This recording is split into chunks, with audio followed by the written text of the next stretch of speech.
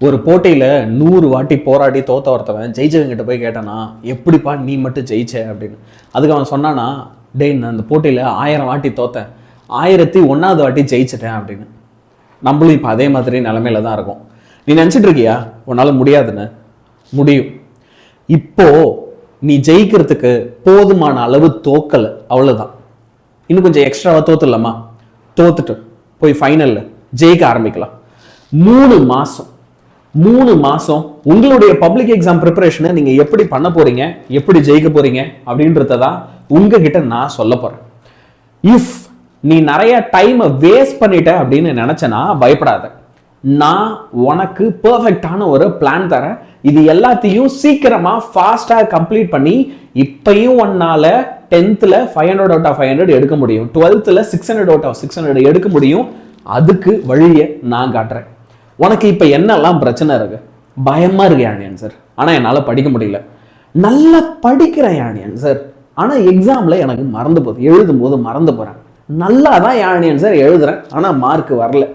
இது 3த்துல ஏதோ ஒன்றில் தான் நீங்கள் உட்கார போறீங்க இல்லையா? நம்ம எல்லாருக்குமே இந்த பிரச்சனைகள் இருக்கு. ஆனால் இதுல இருந்து நான் எப்படி வெளியே வர்றது?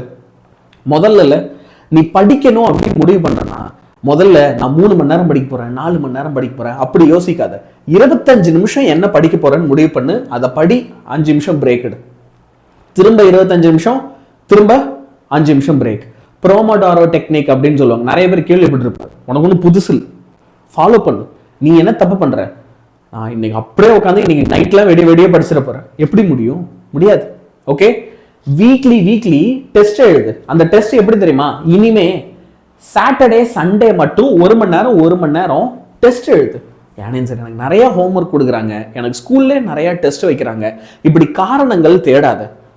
தப்பர், ஜெயிக்காம இருக்கிறதுக்கு காரணம் தேடணும், தோக்கிறதுக்கெல்லாம் காரணம் தேவையில்லை. புரியுதா? தோத்துட்டு அவ்வளவுதான், அடுத்த வாட்டி திரும்ப எழுந்து போகலாம். ஆனா ஜெயிக்காம இருக்கிறதுக்கு தான் காரணம் தேடணும். நீ என்ன பண்ண போற? ஜெயிக்காம இருக்கிறதுக்கு காரணம் தேட போறியா, இல்ல காரணமே இல்லாம தோத்துட்டு திரும்ப முயற்சி பண்ணிட்டே இருக்க போறியா? அதுல தெளிவா நிறைய பேப்பர் பிரசன்டேஷனுக்கு இப்பையில இருந்தே பிராக்டிஸ் பண்ண.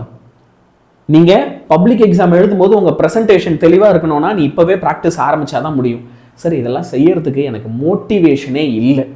ஒரே ஒரு விஷயம் ஞாபகம் வச்சுக்கோ, உனக்காக கேர் பண்றதுக்கு நாங்க இவ்வளோ பேர் இருக்கோம்.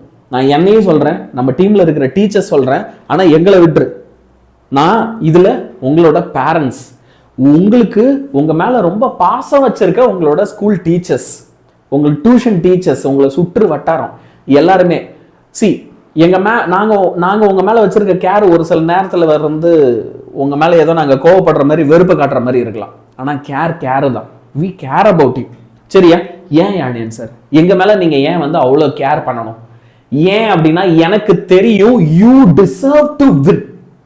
நீ உழைச்சிருக்க, நீ எத்தனை நாள் எவ்வளவு கஷ்டப்பட்டு எவ்வளவு படிச்சிருக்க, உழைச்சிருக்க, முயற்சி பண்ணிருக்க. You tried, you are at the final part of your journey. இவ்வளோ நாள் நீ ட்ரை பண்ணிட்டடா, நீ ஜெயிச்சுதான் ஆகணும். You deserve to win. இதை நான் நம்புறேன், நீ நம்புறியா? ஏன் அப்படின்னா நீ அதை நம்புற அப்படின்னா உடனே இந்த சேனலை சப்ஸ்கிரைப் பண்ணிக்கோ. If you believe that you deserve to win, ஆமா நான் ஜெயிக்கிறதுக்கு தகுதியான ஒரு ஆள் தான், நான் அதுக்காக உழைச்சிருக்கேன், நீ நம்புறனா நம்ம சேனலை சப்ஸ்கிரைப் பண்ணிக்கோ. அதே மாதிரி ஐ டிசர்வ் டு வின் அப்படின்னு இந்த வீடியோல இங்க நீங்க கமெண்ட் பண்ணுங்க. நான் உங்களுக்கு இந்த 3 மந்த்துக்கான பிளானை பக்காவா ரொம்ப அழகா சிம்பிளா தெளிவா சொல்றேன். இது ஒன்றும் ரொம்ப காம்ப்ளெக்ஸான பிளான்லாம் கிடையாது. புரியுதா? ரொம்ப ஃபாலோ பண்ண கஷ்டமெல்லாம் இருக்க போறது இல்லை. ஆனா இதை ஃபாலோ பண்றதுக்கு மன வலிமை தேவைப்பட போது, அந்த மன வலிமையை கொடுக்கறதுக்கு தான் இப்போ நான் உங்ககிட்ட இங்க பேசிட்டு இருக்கேன். உங்ககிட்ட இப்போ 3 மாசம் இருக்கு. டிசம்பர், ஜனவரி, பிப்ரவரி, 3 மாசம் கிட்டத்தட்ட. இதுல மொத்தமா உங்களுக்கு 90 நாள் இருக்கு இல்லையா? இந்த 3 மந்த்ஸ்ல 1 மந்த்துக்கு 30 days போட்டா கூட ரஃபா உங்களுக்கு 30 days இருக்கு மினிமம்.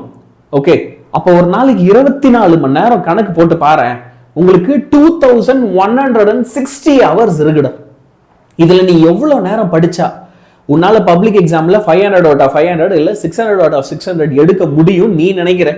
இந்த 2160 ஹவர்ஸ்ல நான் உனக்கு சொல்றேன், இந்த 90 1.5 ஆல டிவைட் பண்ணு, which is 60 days. இருக்கிற 90ல 60 நாள் நீ ஒழுங்கா படிச்சா போதும். 60 நாள் 24 மணி நேரம் எவ்வளவு டைம் வரும்? 1440 hours. இப்ப நான் இன்னொரு விஷயம் சொல்றேன்.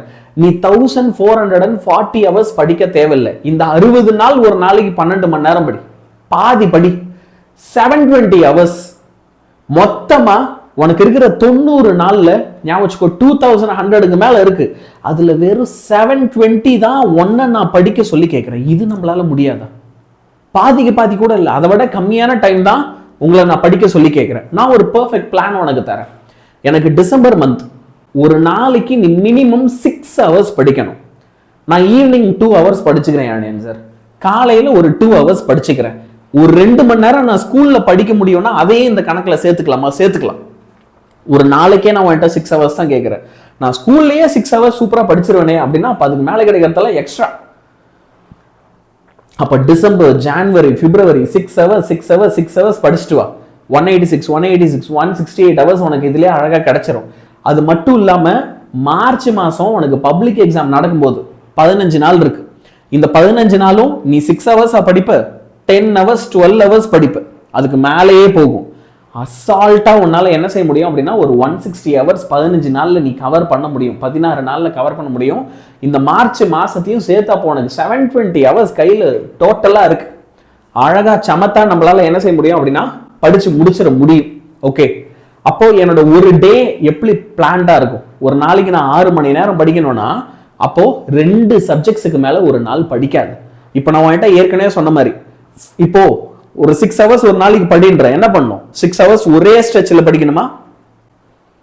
25 minutes படி, 5 நிமிஷம் பிரேக். 25 minutes படி, 5 நிமிஷம் பிரேக். 25 minutes படி, 5 நிமிஷம் பிரேக். இந்த மாதிரி பிரேக் எடுத்து எடுத்து படிக்கணும். ஒரு நாளைக்கு 2 சப்ஜெக்ட் படிக்கணும். இதுல ரொம்ப முக்கியமான ஒரு விஷயம் என்ன தெரியுமா? காலையில எழுந்து படிக்கணும். யானியன் சார், நான் ஒரு நைட் அவுல், நைட்டெல்லாம் நல்லா படிப்பேன் அப்படின்னா நான் வந்துட்டு ஒரு கேள்வி கேட்டுக்கிறேன். உன்னால ஓகே ஒரு சாயந்தரம் 5 மணிக்கு படிக்க ஆரம்பிக்கிற அப்படின்னா காலையில 5 காலையில 6 மணி வரைக்கும் எந்த வித டிஸ்டர்பன்ஸும் இல்லாம படிச்சுட்டு அப்புறமா தூங்கி எழுந்துட்டு அதுக்கப்புறமா உன்னால நார்மலா ஃபங்க்ஷன் ஆக முடியுதுன்னா நீ ஒரு நைட் அவுல்.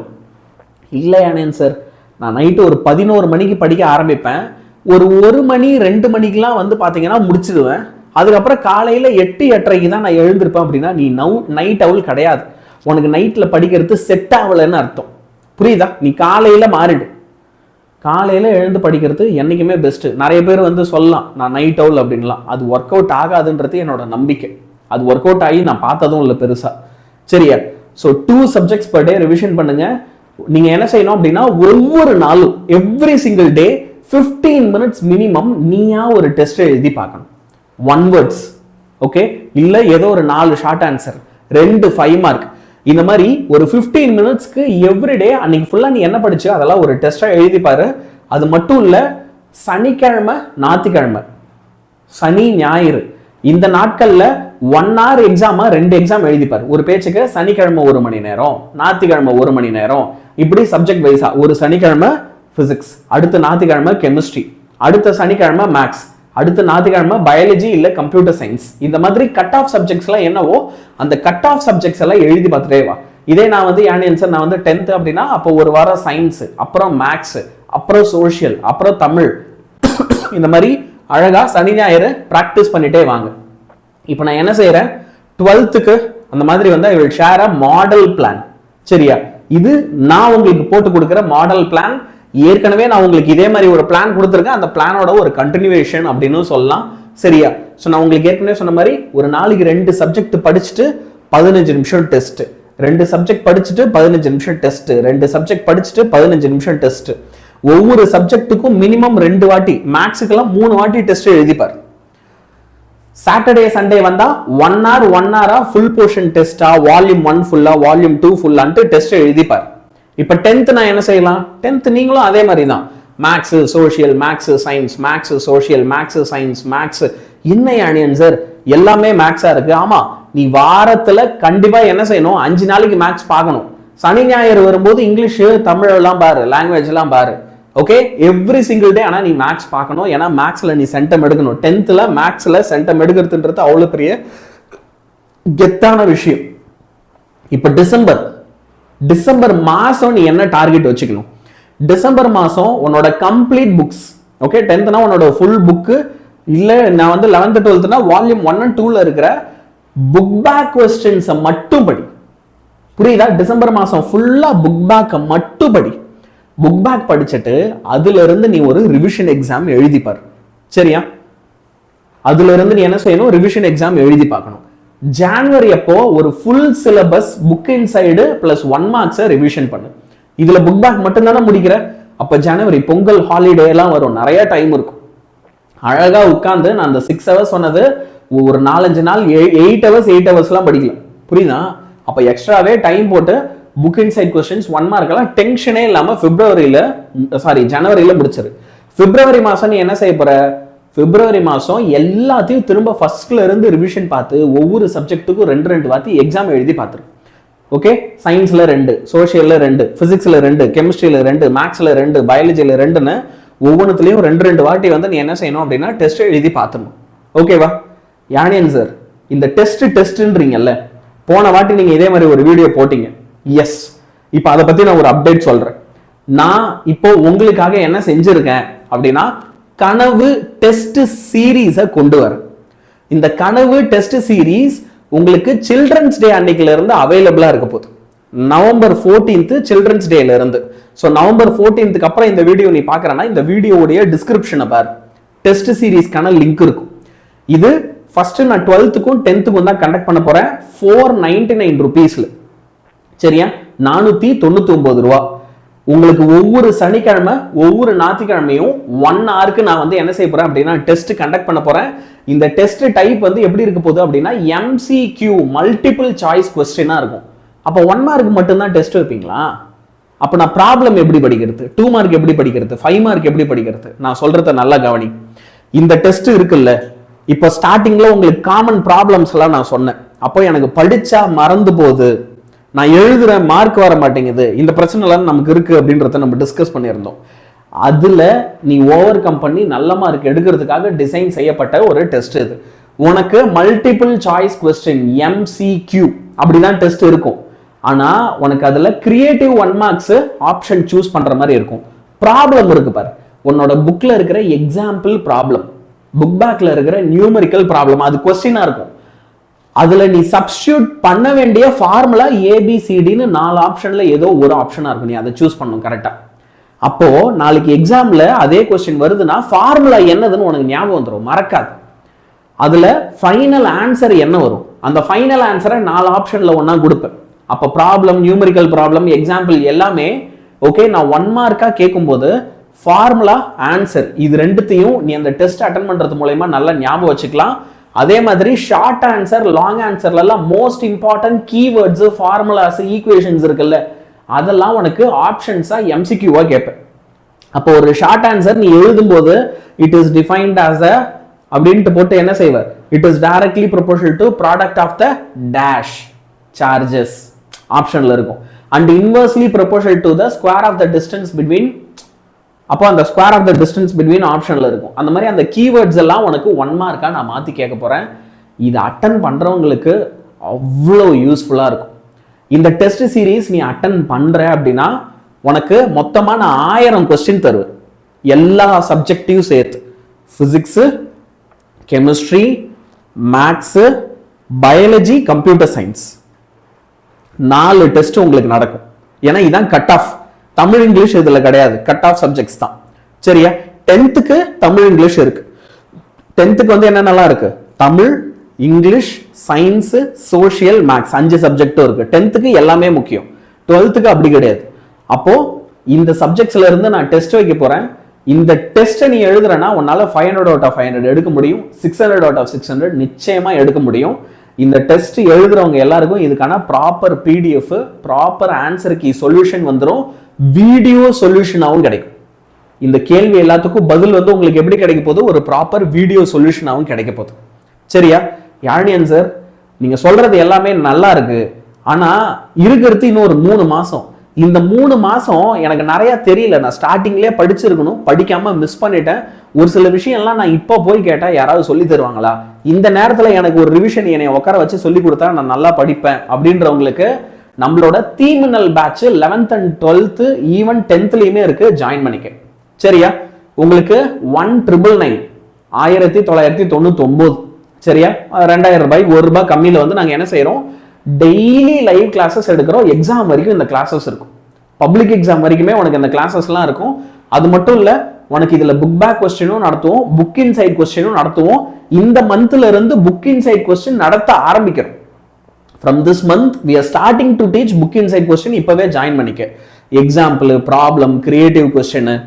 உனக்கு 200 கட் ஆஃப் எடுக்கணும் 12th ஆசை இருக்கு, யானியன் சார் எனக்கு 10th நான் 500 அவுட் ஆஃப் 500 எடுக்கணும்னு ஆசை இருக்கு. அப்ப இந்த தீமினல் பேட்ச் உன்னை மார்க் எடுக்க வைக்கும். யானியன் சார் ஆனா என்னால 1999 ஆஃபர் பண்ண முடியாது, எங்க வீட்டுல அவ்வளோ வசதி எனக்கு இல்லை, எனக்கு வந்து அவ்வளோ ஃபீஸ் வந்து கட்ட மாட்டாங்க அப்படின்னா, அப்போ அதுக்கு முதல்வன் அப்படின்னு நாங்க ஒரு பேட்ச் வச்சிருக்கோம். இந்த முதல்வன்ல லைவா கிளாஸ் நடக்கிறதுக்கு பதிலாக எல்லா கிளாஸும் ரெக்கார்டடா வந்துடும்.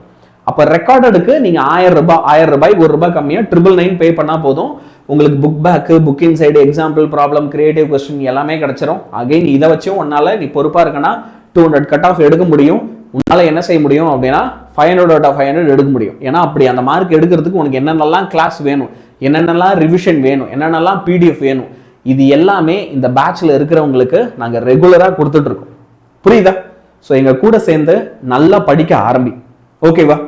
என்னை பொறுத்த வரைக்கும் நீங்க நல்லா படிச்சு நல்ல மார்க் எடுக்கணும். சரியா? யானியன் சார் ஆனா நான் ரொம்ப ஏழ்மையான குடும்பத்துல இருந்து வரேன், என்னால இந்த ஃபீஸ் கூட ஆஃபர் பண்ண முடியாது. பரவாயில்ல, மறக்காம யூடியூப் சேனலை சப்ஸ்கிரைப் பண்ணிக்கோ. இப்ப நான் பெய்டு பேட்சஸ்ல சொன்ன எல்லாத்தையுமே யூடியூப் சேனல்லையும் நான் நடத்துறேன். ஆனா பெய்டு பேட்சுக்கு வரும்போது அதுல என்னால இன்னும் பொறுப்பா இருக்க முடியும். நீ மார்க் கம்மியா இருக்குன்னா உன் ஃபோன் நம்பர் எனக்கு தெரியும், உங்க பேரண்ட்ஸ் எனக்கு தெரியும், நான் பேரண்ட்ஸ் மீட்டிங் கண்டக்ட் பண்ணுவேன், உங்களை கண்டிப்பேன், உங்களுக்கு நிறைய டெஸ்ட் வைக்கிறேன், டெஸ்ட் மார்க் எனக்கு தெரியும், ரேங்க் கொடுப்பேன். இதெல்லாம் வச்சு உங்களை இழுத்து பிடிக்க முடியும். யூடியூப்ல உங்களை பர்சனலா இழுத்து பிடிக்கிறதுக்கு என்கிட்ட எதுவும் கிடையாது. யூடியூப்ல கிளாஸஸ் இருக்கும், இதே மாதிரி ரிவிஷன் யூடியூப்லயும் நடக்கும். சேனலை சப்ஸ்கிரைப் பண்ணிட்டு எங்க கூட சேர்ந்து சூப்பரா படி. கண்டிப்பா அத்தனை பேரும் சப்ஸ்கிரைப் பண்ணு. ஏன்? ஏன்னா you deserve to get 600, you deserve to get 500. 600 500 10thலயும் 12thலயும் எடுக்கிறதுக்கான எல்லா தகுதியும் ஐடியர் பசங்களா இருக்கு. அண்ட் இந்த மார்க் எடுக்க வைக்கிறதுக்காகவே டெடிகேட்டடா இருக்கிற ஒரு சேனல், டெடிகேட்டடா இருக்கிற டீச்சர்ஸ் தான் நாங்க. we will help you get this score. அதுல டவுட்டே கிடையாது. புரியுதா? கண்டிப்பா எங்களால முடியும். யூடியூப் சேனலை சப்ஸ்கிரைப் பண்ணிக்கோ. யூடியூப் மட்டும் பத்தல அப்படின்னா பெய்ட் பேட்சஸ்ல ஜாயின் பண்ணிக்கோ. அட்லீஸ்ட் டெஸ்ட் சீரீஸை மட்டுமாவது எழுது. கண்டிப்பா டெஸ்ட் சீரீஸை மட்டுமாவது எழுது. இந்த டெஸ்ட் சீரீஸ் உன்னை பெரிய அளவுல சாதிக்க வைக்கும். உன் கான்ஃபிடன்ஸை பில்ட் பண்ணும். நான் சொன்ன பிளான், எவ்வளவு நேரம் இருக்கு, எப்படி படிக்கணும், எல்லாமே உங்களுக்கு இப்ப தெளிவா இருக்கும் அப்படின்னு நினைக்கிறேன். Good bye.